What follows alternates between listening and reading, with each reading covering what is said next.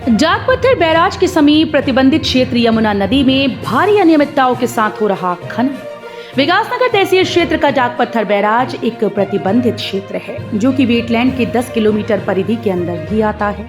बावजूद इसके यहाँ एक रिवर ट्रेनिंग के नाम पर खनन पट्टा आवंटित किया गया है, जहां बैराज से मात्र कुछ मीटर की दूरी पर पोकलैंड मशीनों से खनन कार्य किया जा रहा है, जबकि यमुना नदी से सिर्फ चुगान ही हो सकता है, न कि खनन कार्य। कई जगह तो पोकलैंड मशीन से खुदान करने पर जमीन से पानी भी निकला हुआ है, जो कि पर्यावरण के लिहाज से बेहद ही गंभीरता को दर्शाता है और बैराज की सुरक्षा को भी भारी मशीन चलने की वजह से खतरा बना हुआ है। आपको बता दें कि पट्टा संचालक सभी नियमों की अनदेखी कर मानकों को दरकिनार करते हुए भारी मशीनों से दिन और रात्रि के समय खनन कार्य करवा रहा है, जबकि नियम ये है कि सूर्य अस्त होने के बाद नदियों से किसी भी प्रकार का खनन कार्य नहीं किया जा सकता।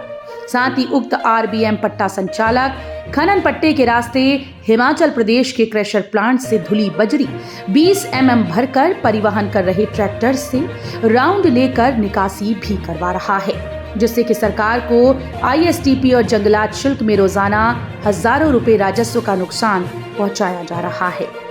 सूत्रों से मिली जानकारी के अनुसार खनन पट्टे से निकलने वाले डंपरों को 16 टन का रवाना दिया जा रहा है, जबकि उन डंपरों में 40 टन से अधिक खनन सामग्री भरी रहती है।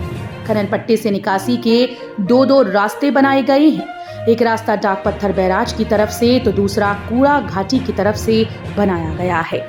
उक्त खनन पट्टे से भरकर जितनी भी गाड़ियां और ट्रैक्टर निकलते हैं, उनका कोई टोल काटा नहीं किया जाता।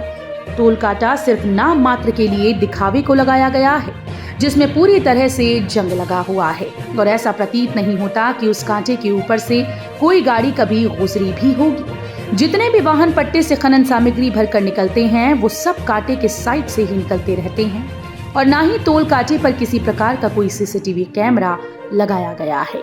और यहाँ तक कि उक्त खनन पट्टे की कोई पिलरबंदी भी नहीं की गई। सब काम राम भरोसे चल रहा है।